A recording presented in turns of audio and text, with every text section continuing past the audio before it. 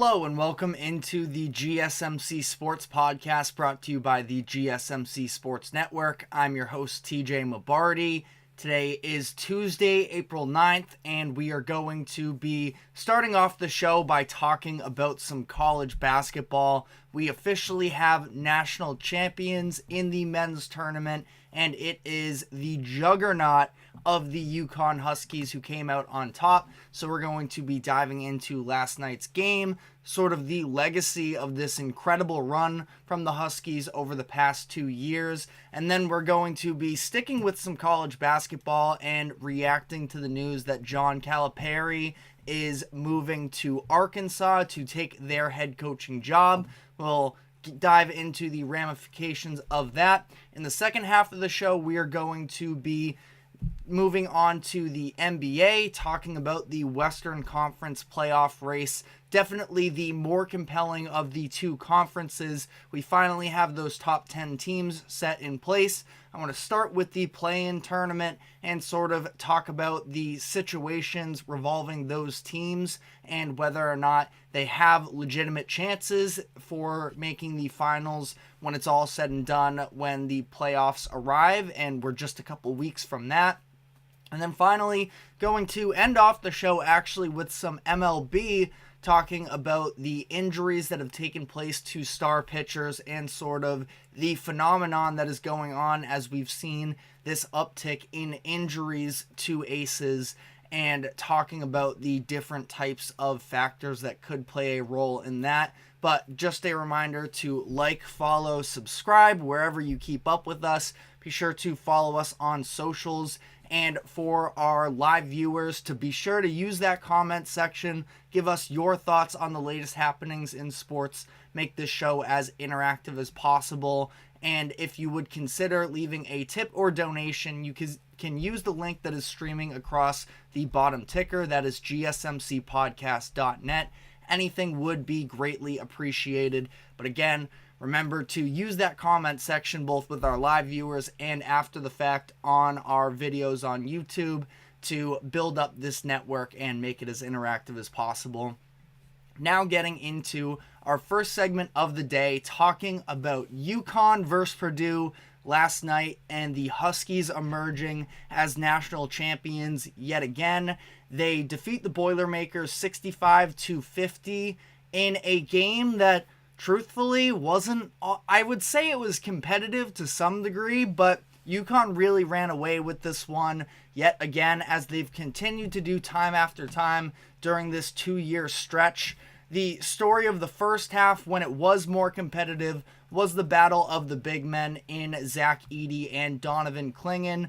And really the key for UConn was the fact that Donovan Clingan was able to provide a look defensively that Edey has not really seen throughout his time up to this point in this NCAA tournament run, where Clingan had the height and size to be able to match up against Edey one-on-one. UConn didn't have to send double teams frequently, and as a result, Purdue didn't get these wide open three-point looks. Edey finished with 0 assists. Not that he's, known as necessarily a tremendous passer, but still is capable of surveying the defense when they give open looks, and UConn just didn't make it easy all night. Edey finished with 37 points.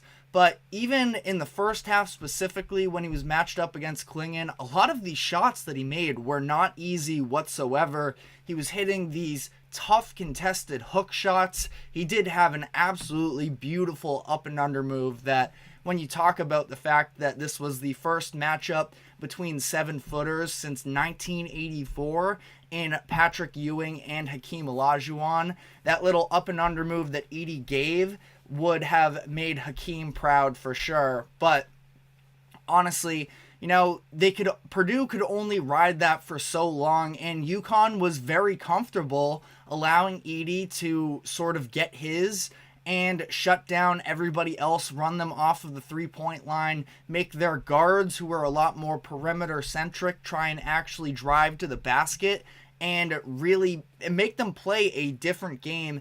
And on the other end, UConn is just such a force that Purdue did not have the personnel to match up with. But on the note of the three-point shooting, Purdue has been a much improved three-point shooting team from last season, where they were outside of the top 100 in three-point percentage. This year they shot over 40% from three, an incredible mark. They went just 1 of 7 last night. Only took 2 3-point attempts in the first half even. So those numbers are even a little bit inflated because they were sort of chucking shots down the stretch of that game to just try and force their way back into this one. But according to Gary Parrish of CBS, it was the first time in 330 games that Purdue hasn't taken at least 8 3-pointers. That would be the 2014-2015 season. So UConn just totally threw Purdue out of their element, and it was very clear where one of the best offenses in the league this season, or in the country this season, I should say, was unable to really get it done. And UConn took that double-digit lead at the 13 minute mark in the second half, and they did not look back from there and rode this one out to a victory.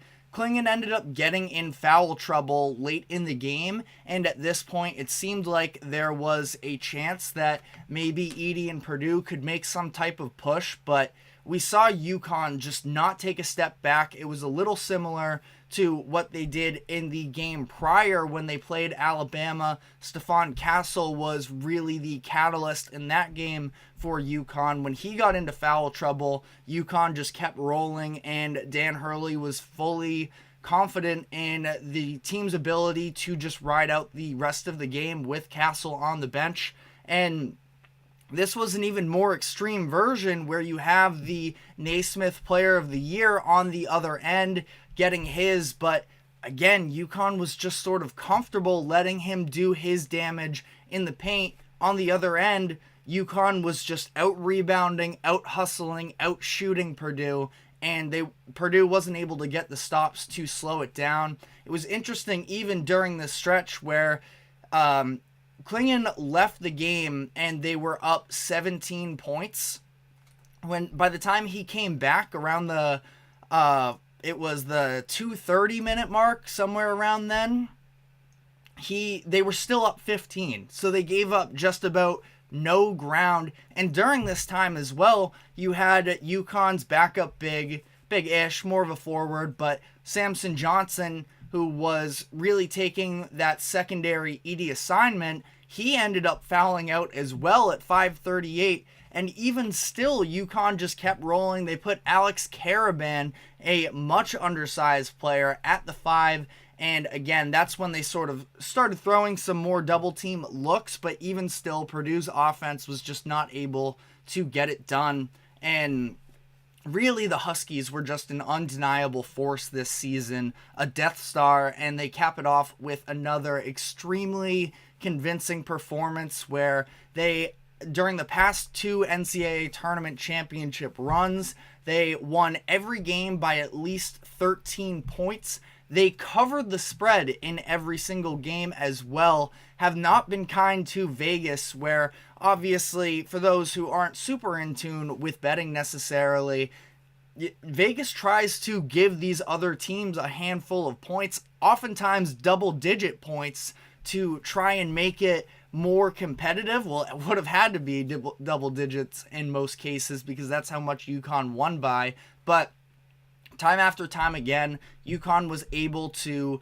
sort of overcome expectations and put an even more impressive performance together than people were expecting. So they dominate their way to becoming the 6th team in NCAA men's tournament history to repeat as national champions. This is the first time a team has done so since Florida in 2006-2007, and it is an even more impressive accomplishment considering the fact that when you look back to those Florida teams, they were able to return their top 7 scorers from the first year to the second year. UConn lost their top 2 scorers in Adama Sanogo and Jordan Hawkins.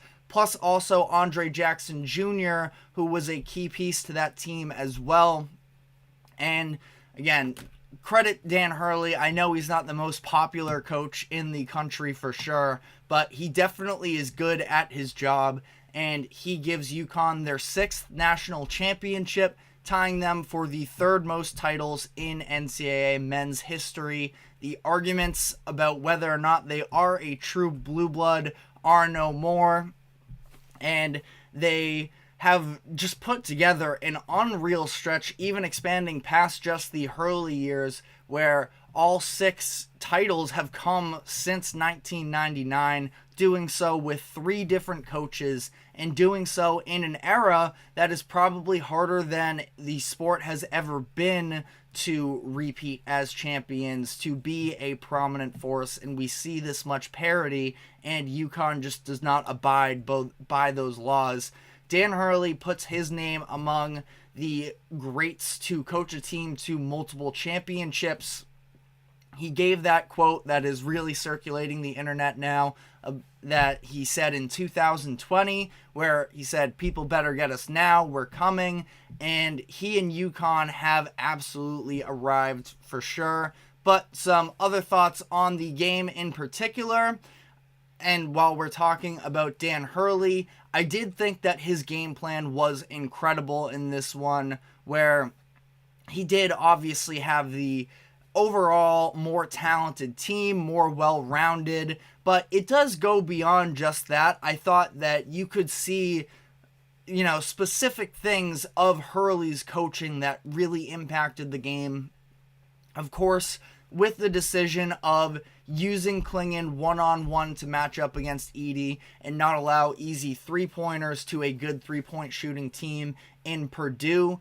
Again, most of the time it was just the one-on-one coverage, but when Clingan also got in foul trouble, they started throwing some different types of looks, some double teams, and they were effective. Again, it was keeping Edey sort of on his toes, not knowing when the doubles are or aren't going to come, and they ambushed him a handful of times, and just nobody has been able to guard Edey the way that UConn did last night. And that being said, Edey still finished with 37 points, which goes to speak, as much as people want to downplay how good of a player Edey is, if they had other creators and, surrounding him, this could have been a very different game. I think that you and I just watched different basketball games last night. If you saw that, if you watched it and came away with the take of Zach Edey needed to be better because he did just about everything he could.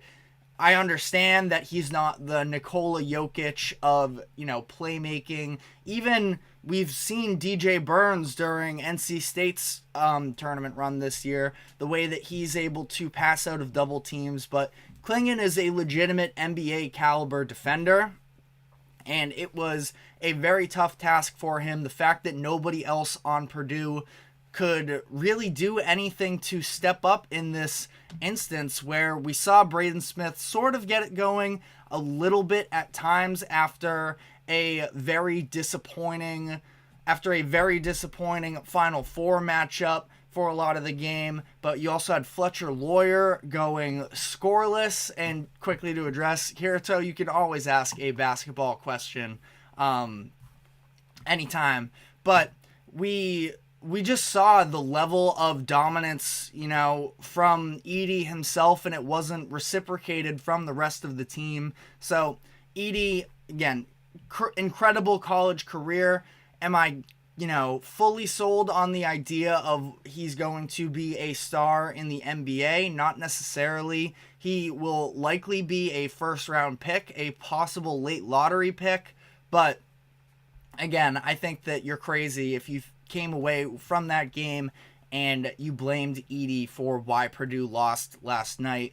But sort of sticking with Dan Hurley and the coaching that he did, we also saw him and his team try and push the pace a little bit more, especially in that first half where the game was closer and they weren't trying to run out the clock quite as much, where they were trying to get Edey tired, they were trying to put him in space, they were taking advantage of him when he was staying back in drop coverage as opposed to exiting the paint. And he didn't rest for very long. He did have to go to the bench briefly, though, in that first half, which we never see in general Edey actually go to the bench. He has incredible stamina, and the way that he's been able to sort of capitalize on that during the run here has been really impressive. And we got some Madman Hurley moments as well. It wasn't all positive for him, as much as he does deserve his praise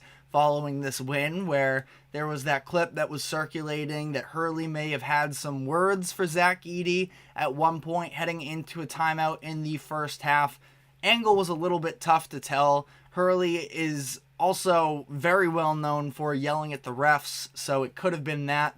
Again, it was just a clip that wasn't necessarily a great look for Hurley. Let me know what you guys think about whether or not it was directed at Edey in particular. And then late in the second half, with his team up 15, he ended up shoving Cam Spencer in the back to try and help initiate a play, which is clearly not allowed. The refs immediately blew it dead, and it resulted in a turnover. But just ridiculous, just a ridiculous move from Hurley in that type of moment. A lot of people dislike him because of his antics, which I can definitely understand why. And what he does isn't something that I would generally enjoy necessarily, but there is just some level of he's so good at his job. This UConn team, a lot of people hate them, in large part due to Hurley himself and the type of coach that he is. But I feel like, at least from a personnel standpoint, they've been a very enjoyable team all around, where you have Stephon Castle and the freshman talent that he brings. He had some big-time moments in the last two games, in the Final Four and the championship game, that can sort of get people excited about what he could possibly be in the upcoming NBA draft. Definitely a high-ceiling player. He's relentless. You'd like to see him be able to shoot a little bit better, but I mean, the energy that he brings, the ability to drive, the rebounding for the size that he plays, and some of the defensive effort stuff is definitely very encouraging. I think that Cam Spencer, I am a huge fan of his game, and just sort of the patience that he plays with. And he is, we see a lot of times in the NBA, this, the term has been thrown out a lot of the idea of foul baiting and being a free throw merchant.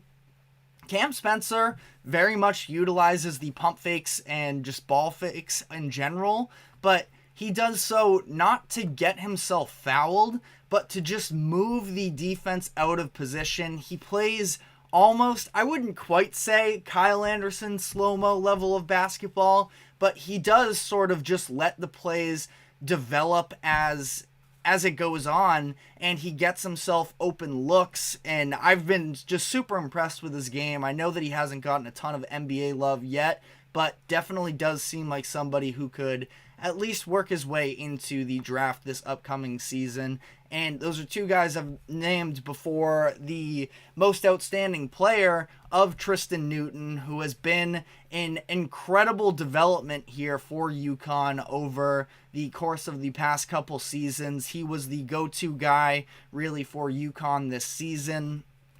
And, in this game, he led the way for them in scoring with 20 points, with 7 assists, and he is a really nice player as well. Again, somebody who doesn't get a ton of love in terms of draft consideration, as we often see with these older players, but he is a senior. He's going to be entering the draft and could be somebody that could be an interesting, role player type addition, maybe late first round, early second round, that I could see having some solid bench contributions in the upcoming NBA season.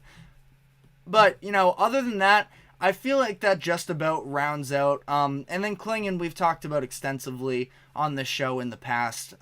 It's not even like the box score stood out for him a ton, but, this whole conversation that's really circulated around college basketball as of late, specifically because of Edey, but this idea of just being tall and that's the only reason that they're good. It was a very good example of an NBA caliber player, two NBA caliber players facing off against one another, and I thought that the way that they both played was very impressive and should in theory help their draft stock. But on that note, I think that is all we have on the UConn game from last night for now.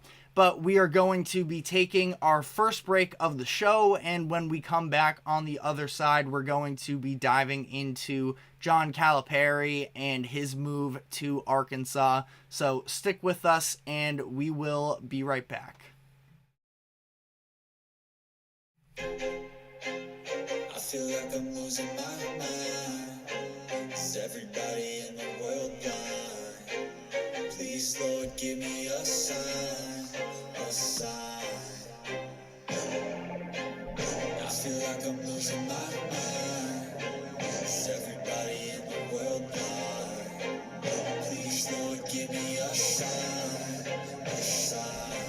I wanna be the greatest. Everybody on the fake shit. I look around and feel like everybody is the fakest. I make this every day and I'm impatient, hoping one day I blow up from the basement. Statement, the top is so vacant. I don't hear shit that I think is amazing. Waiting for my day when I'm playing sold out shows for 1,000 faces. Hey, give me that crown, get in my way and to be put down. It ain't your place, all this my town. If I want that shit, then I'll get it right now.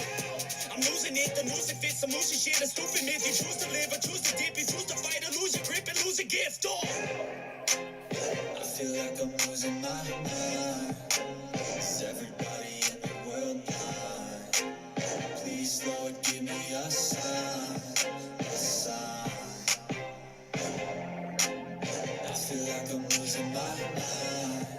Is everybody in the world blind? Welcome back into the GSMC Sports Podcast. We just finished up talking about the UConn National Championship win over Purdue and some of the big picture stuff with those Huskies, from the coaching staff to the players themselves. Now we are going to be diving into the news that broke on Sunday night about John Calipari leaving Kentucky to go coach at Arkansas.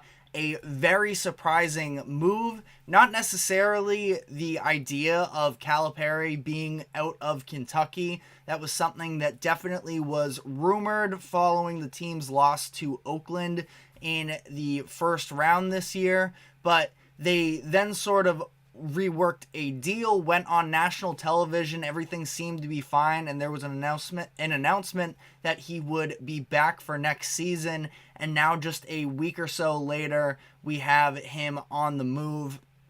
Details haven't been finalized just yet, but it is being reported that it's going to be around a 5-year deal worth about $8.5 million annually. A big-time move for Calipari. And again, there's been a growing dissatisfaction for the job that he has done at Kentucky the past few seasons, specifically due to the lack of postseason success in the NCAA tournament. They did miss the tournament altogether just a few years ago, but ultimately they've put together a handful of very solid regular seasons, including this year where they were relying so heavily on freshman talent during the regular season, and they end up being a 3 seed, and they were all over the place in terms of rankings, but they ended up working themselves into a solid position. But again, that defense that was a problem for them all year was just unable to get any types of stops. And of course, Jack Golke put together an unbelievable little run there for himself, becoming one of the darlings of this year's tournament. But a very disappointing loss for Kentucky. They are just 1-3 since Kentucky gave Calipari the lifetime contract after their Elite Eight run in 2019. And like I mentioned, they've missed the tournament and had losses to two different double-digit seeded teams since then. The fans in particular were very unhappy with Calipari, and it sounded like some of the boosters as well weren't thrilled, but were not willing to work out this contract buyout where it would have cost them over $30 million, possibly close to $33 million. So Calipari met with Kentucky's athletic director, Mitch Barnhart, and it seemed like they would have him return for the 2024-25 season.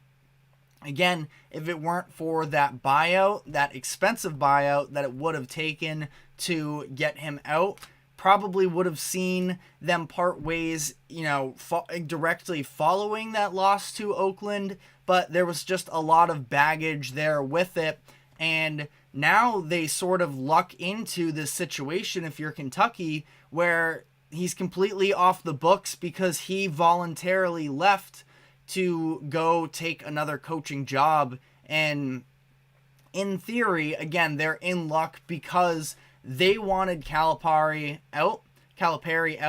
And again, in theory, everybody should be happy with how this played out. They wanted to move on in Kentucky, and now they do so without having to cough up any of the money. It sounds like Calipari was really feeling the pressure there in Kentucky, and it sounded like it was difficult for not just himself, but his family as well. Being in Lexington, he gets a fresh start at a very hungry program. We'll sort of get into what it looks like for Arkansas as a whole moving forward. And Arkansas, they lose out on Eric Musselman, who I really like as a coach. He leaves for USC, and now they're able to replace him with one of the biggest names in the country for head coaches, and they will likely be able to have a level of incoming talent through recruiting because of Calipari that they just haven't really seen in the history of the program.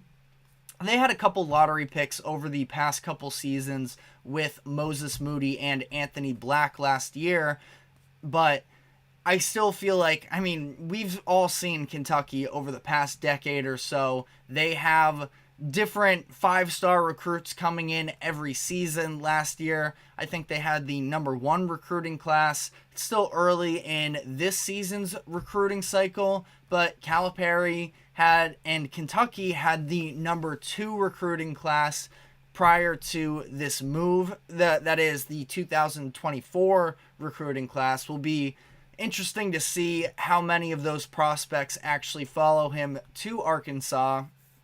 We did just see Aaron Bradshaw, the center for Kentucky last season, enter the transfer portal. Bradshaw was the number 4 overall prospect in 2023. He had a fine freshman season, but not quite NBA ready yet. So it seems like he's going to be back for another year, but not at Kentucky. Is he going to follow Calipari to Arkansas? I actually do sort of like Bradshaw with the ability to be a stretch big with solid defense as well. Just something I thought I would throw out there as well. Kentucky's definitely going to be headed into a little bit. It's going to be a rebuild. I don't think that with that type of a brand and whoever they're going to bring in as head coach should be a big name, and I think it'll probably be a quick rebuild, but we can expect them to take a little bit of a step back next season before things get better once again. But it is being reported on the Arkansas side of this equation that the program is going to receive tons of funding to not just spend on the Calipari contract, but for NIL deals for recruits and transfers as well, being reported in the range of $5 to $6 million annually. Again, none of this is necessarily in pen just yet, but definitely some heavy buzz about that. Matt Norlander of CBS Sports reported that John Tyson, the founder of Tyson Foods and the biggest donor for Arkansas sports, is, quote, prepared to make a major commitment to bring Cal to Arkansas. And that is due to the fact that Cal and the Tyson family have an extensive relationship that goes back a few years. And I would imagine that's not just bringing him to Arkansas in terms of the contract they can give him, but to some of the other benefits as well. And, you know, it's not just the Tyson family here. There are other very notable big-time donors and boosters for the Arkansas project, including the Dallas Cowboys' Jerry Jones, if you're looking for a little bit of a headline there. But Arkansas is a mid-tier program, but they also have been on the come-up in recent years thanks to Musselman. They've made Elite Eight runs in 2021 and 2022. They're not drastically far from the realm of contention, and those Elite Eight runs are twice since the last time that Calipari made the Elite Eight with Kentucky. So we obviously know the level of talent that Calipari is able to bring in with his recruiting skills. What is he going to do with that level of talent? That's still to be seen a little bit. His time at Kentucky was filled with NBA talent and lottery picks. If you look across the NBA at any of these, American point guards, and don't take this too literally, but you look around and it seems like half of these big-time players went to Kentucky if they played in the States. But I do think that in terms of Calipari here and sort of what he's going to bring to Arkansas, yes, it's going to be the recruiting aspect, but I do think that he's going to be more motivated than ever. There were sort of rumblings that he took his foot off the gas a little bit. He got comfortable after signing that lifetime contract, knowing the guarantees that came with it. And now there's a lot that comes into the circumstances surrounding this move, where there was, of course, the dramatic fallout of him and Kentucky. I wouldn't say disgraced is maybe a little bit dramatic, but at the same time, he was definitely slandered over the course of the past couple seasons. People saying that he's not a good coach anymore, and I'm not really here to say definitively whether or not his best years are behind him. But when you look at the historical standpoint, and I'm sure that Calipari is ultra aware of this, he is currently in the longest streak of not making the Final Four in his career, coaching Division I basketball. He hasn't made it in 9 years. That in his career here, we've seen him take multiple programs there, including UMass and Memphis. But the UMass one in particular is extremely surprising, obviously, considering the level of that program and the fact that he was able to do so with them, and he hasn't been able to do so in even more years with Kentucky is definitely, slightly concerning for sure. Maybe majorly concerning, depending on how you view Calipari now. Time will tell when it comes to whether or not he still has his fastball. But Arkansas also reportedly pursued Chris Beard and Jerome Tang as well, but they were unable to pull either away from their current programs. And now they come away with pretty much the biggest name possible, just about, that was gettable at least. And barring a highly unprecedented move for whoever fills the Kentucky position, they have that biggest name in the coaching carousel this season. So a quick run through of what led to all these series of moves. SMU fired their head coach Rob Lanier earlier this season after failing to make the NCAA tournament. It was just a 2-year stint for Lanier at SMU. They made the NIT, but that was not enough for a program that is shifting to the ACC, and it sounds like the boosters are really invested in wanting to make this program pop once again. and they weren't really willing to stick around and be patient for Lanier, who ended up winning 20 games this past year, were 11-7 in conference play, so it's not like they had a bad season whatsoever. I think that Lanier can very likely land on his feet somewhere else, but they wanted to go out and make a splash move, and they did so in bringing in Andy Enfield, who spent the 11 seasons at USC as their head coach. He was the head coach of the famous Dunk City, Florida Gulf Coast team in 2013. That was the first 15 seed to ever reach the Sweet 16, and Enfield took the Trojans to the Elite Eight in 2021. So he ended up leaving there and going to SMU, which opens up that USC job, and Eric Musselman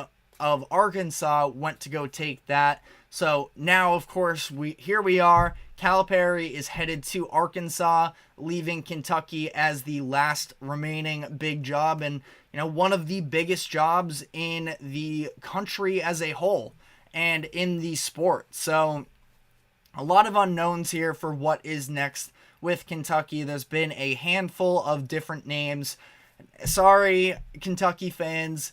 Dan Hurley has already sort of shut down the idea of him going to Kentucky. Now, good chance that he could try and use that as leverage to get even more money from UConn. He deserves everything anyways. Curious whether or not we see another one of those lifetime contracts that really aren't a great deal. We just saw that with Calipari. Curious to see how UConn goes from here.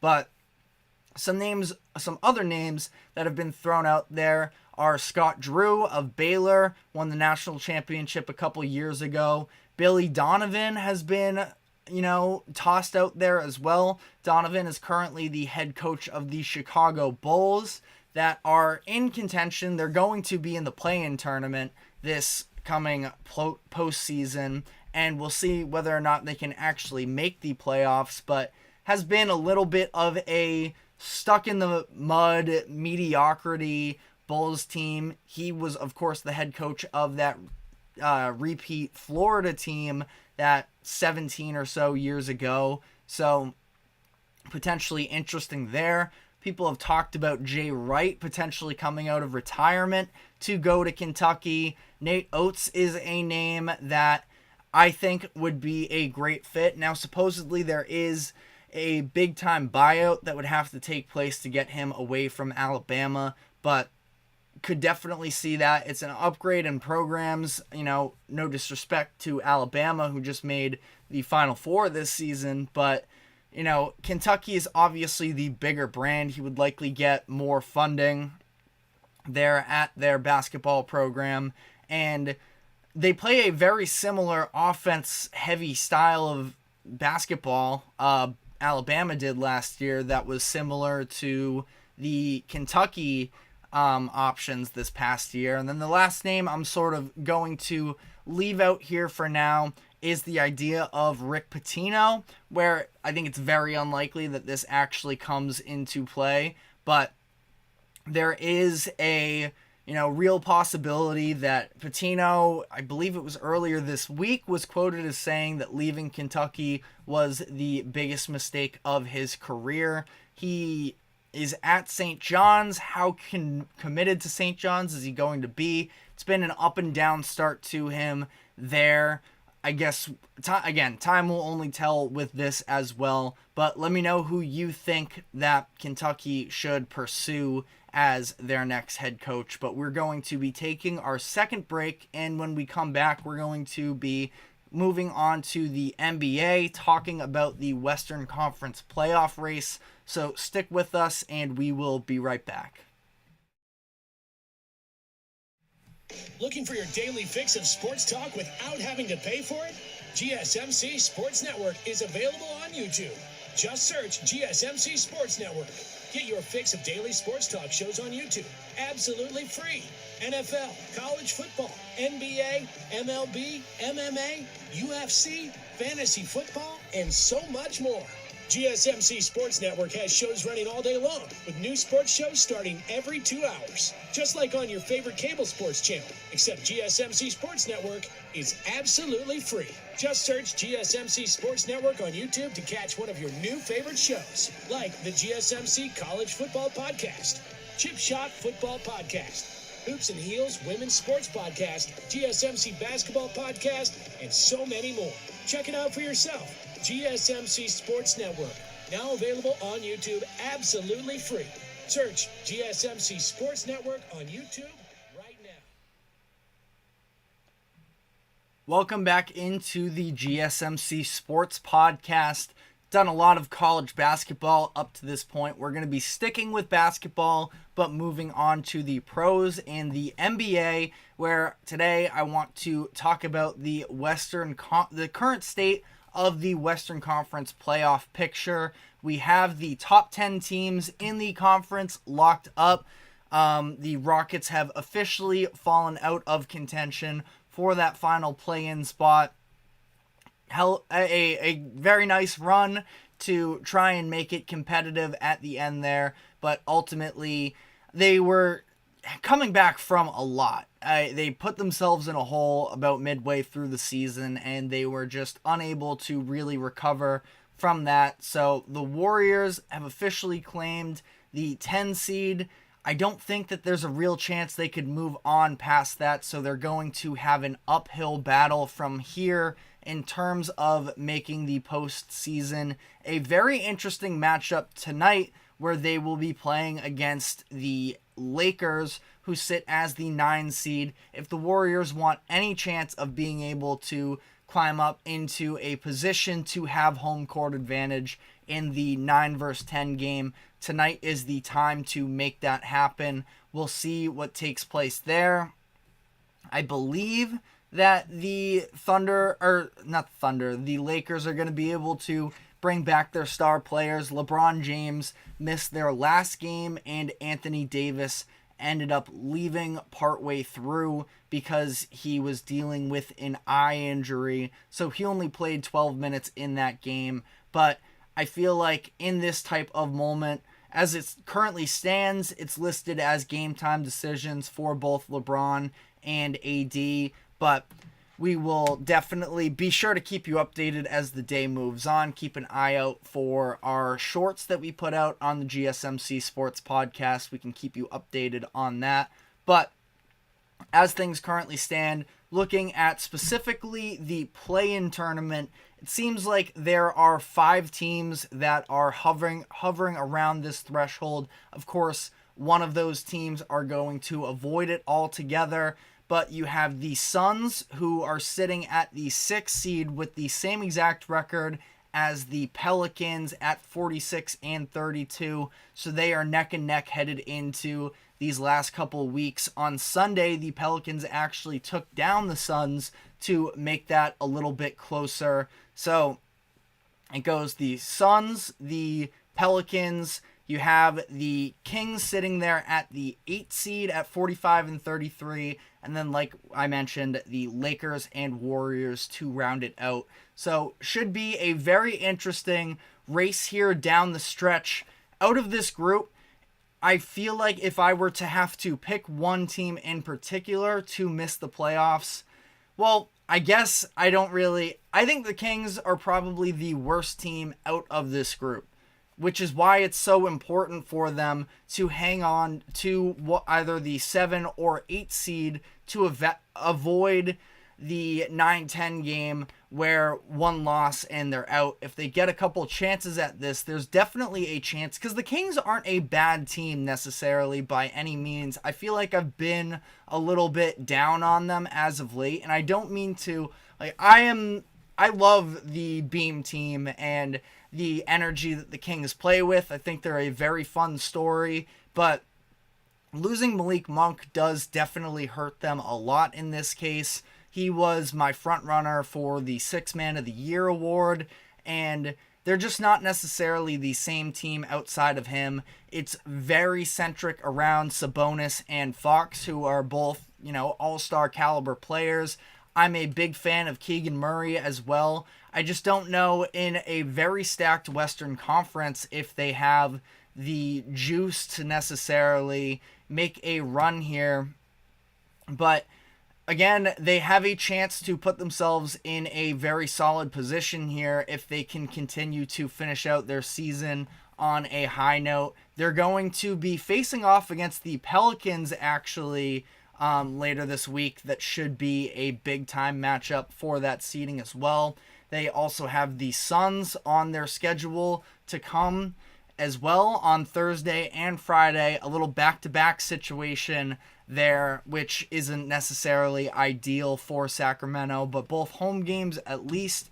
I think that the Suns are definitely gettable as well. I just had this debate last night with one of my friends about the idea of what the Suns necessarily look like going forward in the playoffs and how much faith we really put into them going forward. And I wanted to sort of just talk this out here, where I was listening to a Bill Simmons podcast, Bill Simmons of The Ringer. He did a podcast yesterday and he was talking about sort of the diminished value of this big three term.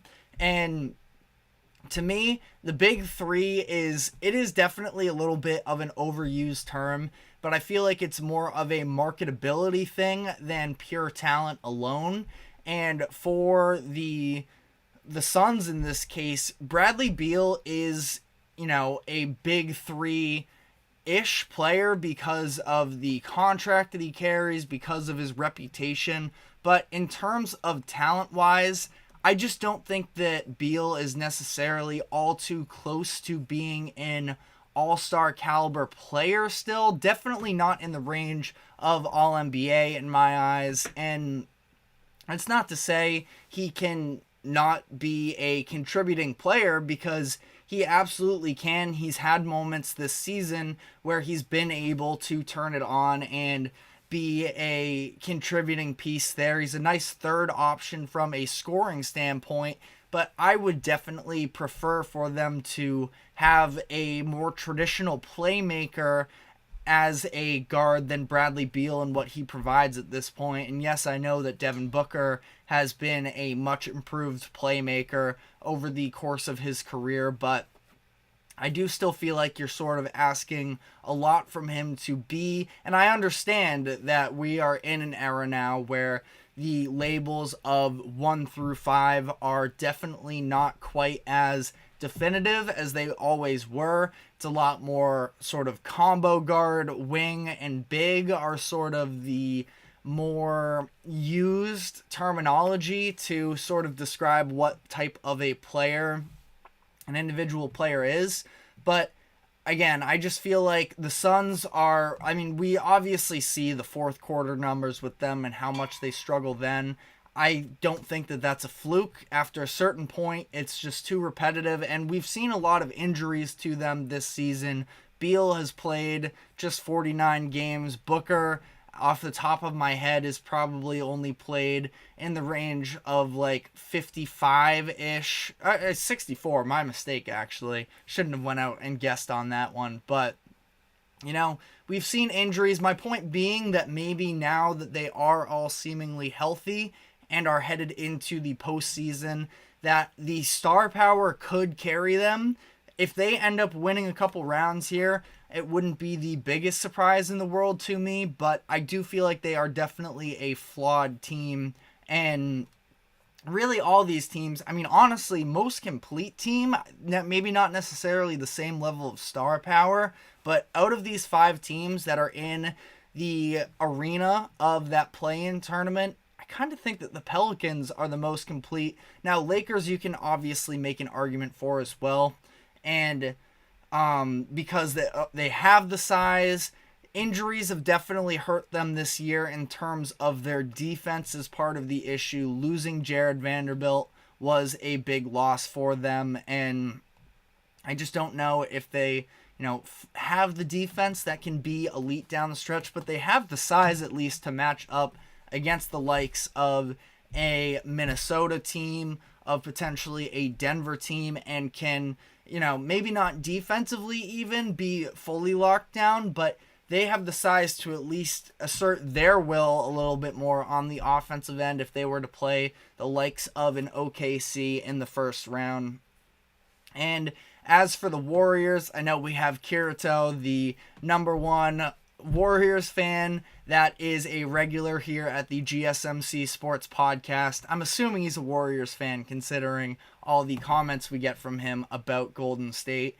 But, you know, they're not in a bad position necessarily. We've seen Andrew Wiggins be playing some higher level of defense as of late. The offense has been fine too, especially the three-point shooting since he's come back from that personal break that he was taking for a bit there, and since he's come back and actually returned to a starter role for the Warriors, he's hitting at a higher clip of three-pointers. Now, he's missed the past couple games as well, which is not necessarily a super encouraging sign. I'm not sure exactly off the top of my head what the situation is surrounding that, but in the 13 games that he's played since returning as the regular starter for them, 15 points per game with a 39% shooting clip from three, which with some nice defense, I really like the way that he was able to hold his own last week when the Warriors played against the Mavericks in that game. So the Warriors, it's sort of hard to fully turn the page on them considering the pedigree that sort of surrounds that Golden State team, but they are definitely undersized. They have loads of talent that could potentially, you know, lift them up, and in some of these one-game series during the play-in tournament, you have Steph Curry, who can get hotter than anybody else from the floor when he's feeling it, but it's also sort of, I think it's a real toss-up. I think that matchup against the Lakers is going to be incredibly tough, especially in LA, and I would have a little bit of a hard time thinking that the Warriors pull off that game, but really time will tell. Yeah, I guess final note here on the Lakers is just the idea of whether or not they can make a run here. Last season, they were in a very similar position where they came out of the play-in tournament, were the 7 seed, and made their way to the conference finals. The idea of whether or not they can do that again, I don't think so. If I were to sort of make my stamp on it, I would say no. I don't think that they're going to make the Western Conference Finals. Last year they got a little bit of a disjointed Warriors team as well in the second round. In the first round, they had a matchup against a Grizzlies team as the 2 seed that was without their starting center. So they had a big time size advantage, the advantage of their experience versus Memphis's youth. If the Warriors could somehow find their way into getting OKC in the first round, I could definitely see an upset there. I'm curious actually who would be favored according to Vegas if that were a first round matchup, but as things currently stand, it doesn't look likely that that is going to actually take place. But I just feel like some of those middle tier teams are just better than what we saw from the Warriors last year in terms of, call it the 2 through 5 seeds, that I feel like there's a lot more talent. Is it impossible? Definitely not. We've seen LeBron James be able to still sort of reach into that vintage stuff from him and be able to take over games in small bursts. How well is he going to be able to do it still? I'm not betting against him and his personal ability, but again, I do have real concerns with the defense of the Lakers, and, you know, I guess we'll just have to see how this all plays out in the West. Definitely going to be very interesting. Last thought here, I know I did a Crafting the Perfect Playoffs segment about last week or so. You can go check that out. But as far as who is remaining in that 7 through 10 range, I really want to see the Pelicans in the playoffs. I think that they're an up-and-coming team. Zion is playing unbelievable as of late, making a little sneaky case for All-NBA as the season winds down. He was tremendous in that game against the Suns over the weekend. And assuming they can have Brandon Ingram back and healthy, which I know the healthy part of it is definitely a big-time question mark with the Pelicans. But if they are fully loaded there, I think the Pelicans can push just about any team in a series. And then, as much as I don't really have a super strong preference between the Lakers and the Warriors. I guess I would go with the Lakers because of the fact that I think that they can be more competitive than the Warriors in a series, but they are both sort of in that same category as for the experience, the pedigree with them. It's hard to sort of overlook either team, but it seems as if one of the two are going to have to go as they are currently slated to match up in the 9-10.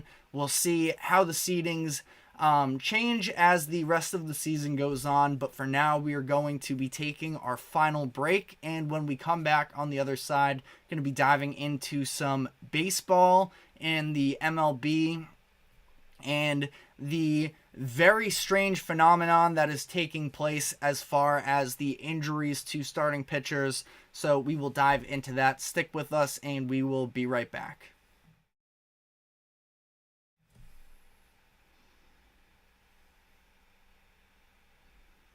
For the best and latest podcasts available anywhere, go to the podcast app on your cell phone and type in GSMC to access free content-rich podcasts on health and wellness, book reviews, sports, entertainment, relationships, social media, movies, technology, finance, and even weird news. Subscribe and download the GSMC Podcast Network's family of shows, available everywhere podcasts are found.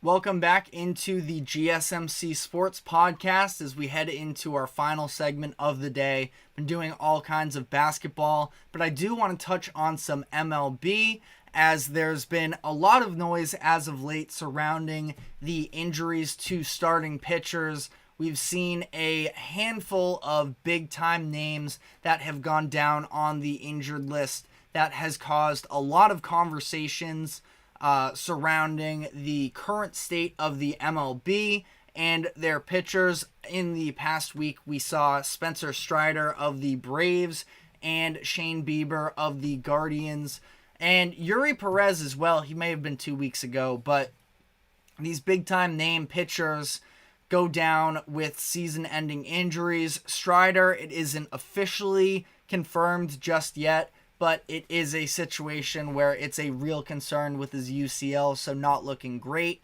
We'll definitely keep you updated on whether or not he's going to require Tommy John surgery. But we already know that Bieber is going to be out for the rest of the season.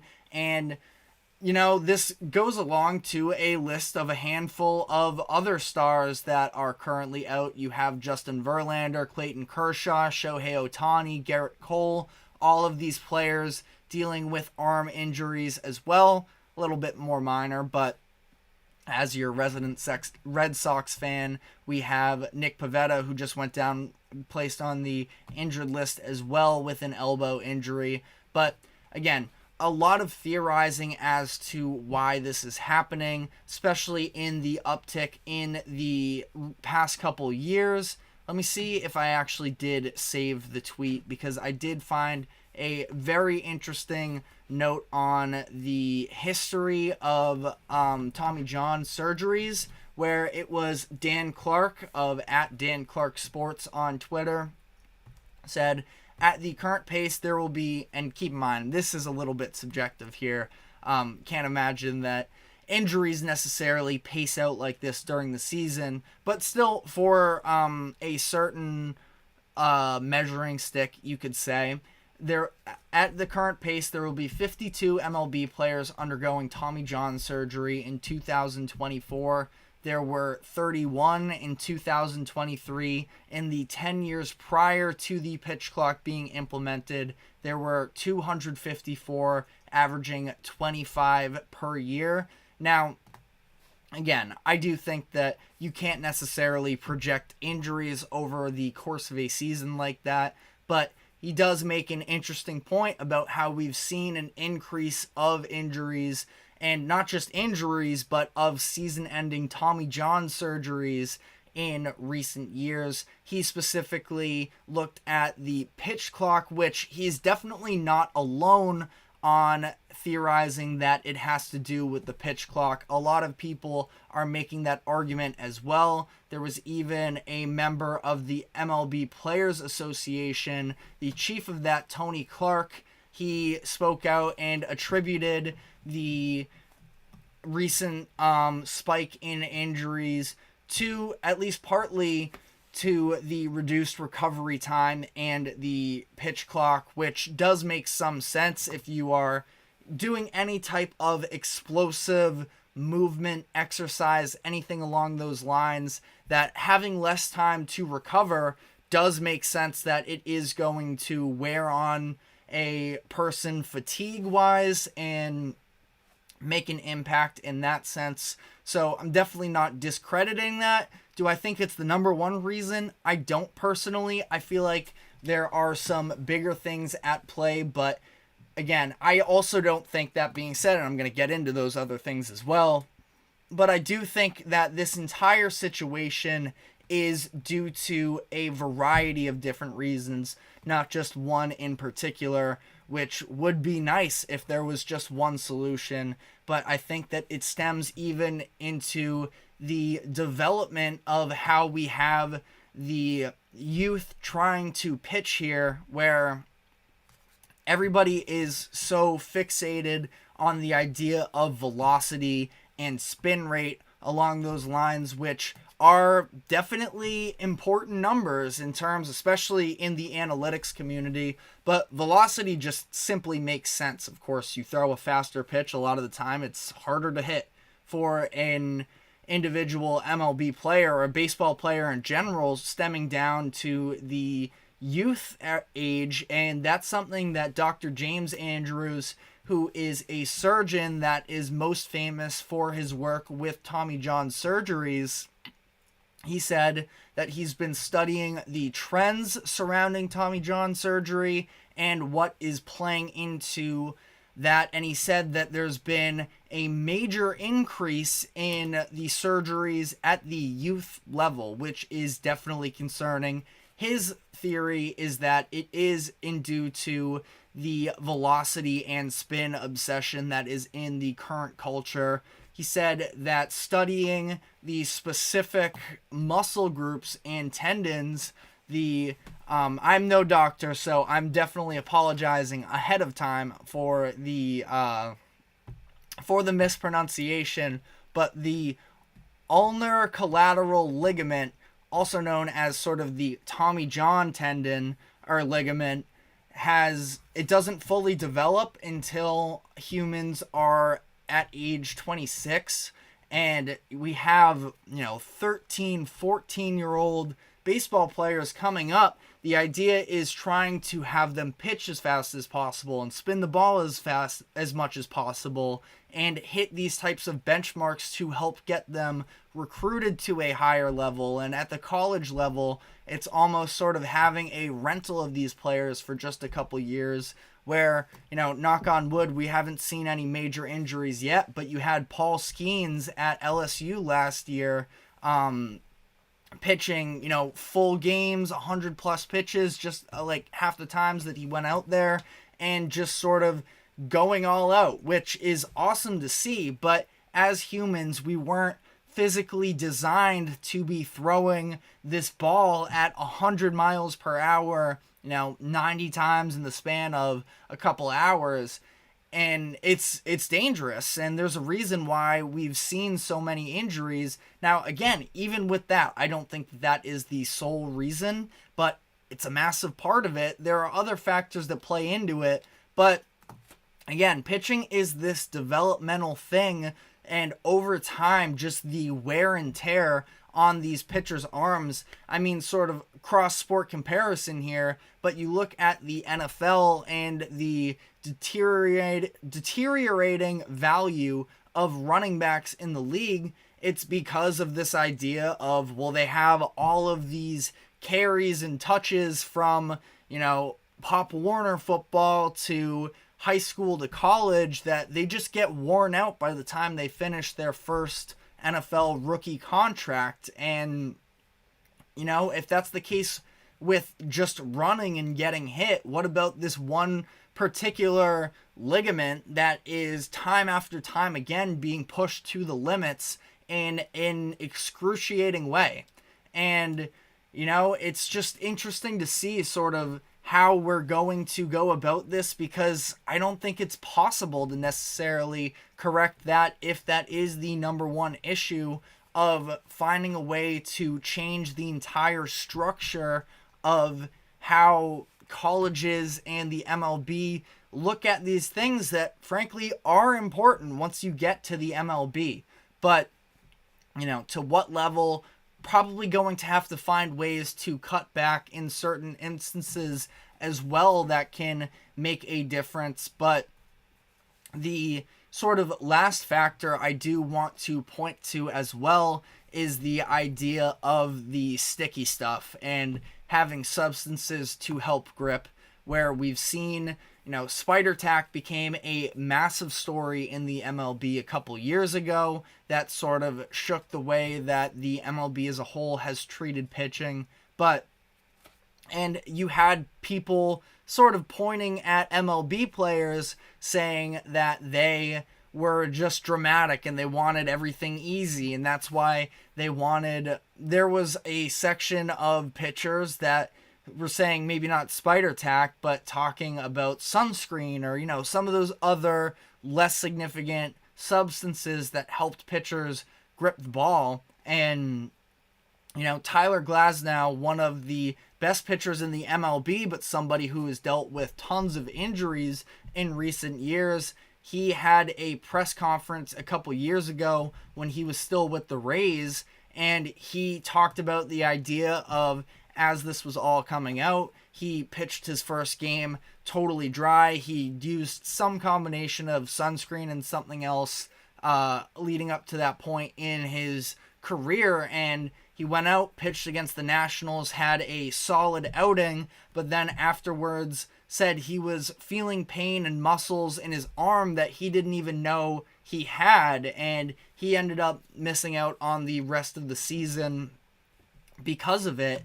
And I do think that there's a fair point there. There's things that, pitching again, and I know there's going to be the older fans who are saying, oh, well, back in the day, there weren't all these different rules to sort of coddle MLB pitchers. The way that Glasnow put it too, and listen, I have no further information on this necessarily, but Glasnow said your favorite pitcher 50 years ago probably used some sort of substance as well, not illegal necessarily, but just something to help grip the ball, not something that will enhance your ability to put spin on the ball or anything along those lines.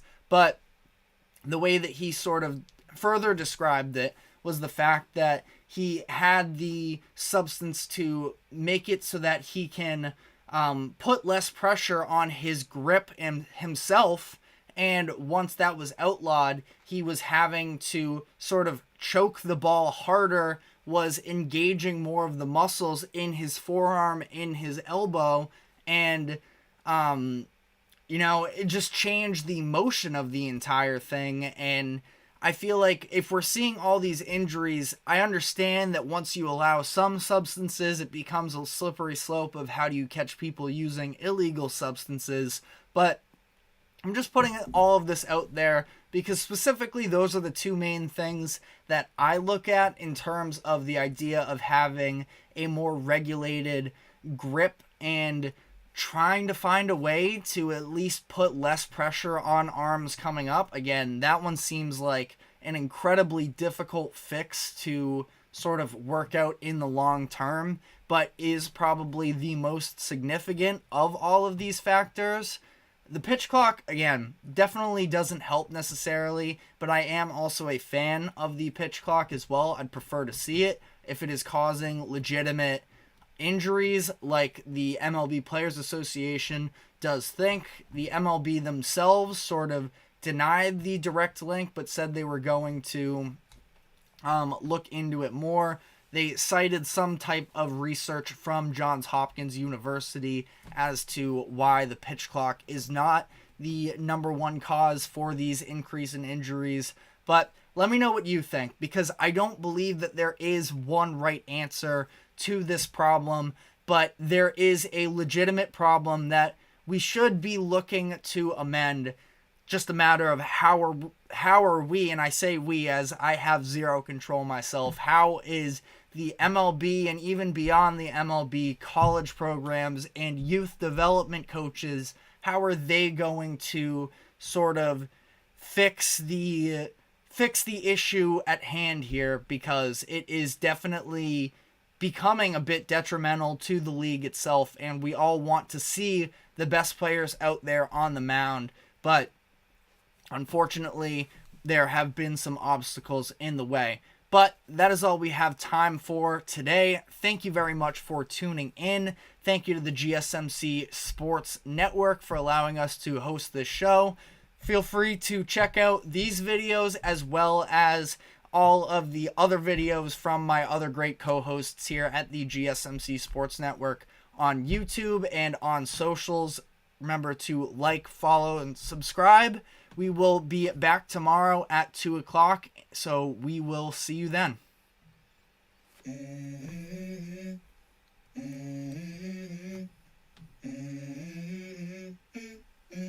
Let's go. I wake up to a little bit of drool on my pillow, feel like it's gonna be a bad day. Yeah, I'm tired of shit, and the coffee ain't hit yet, damn, ain't that great.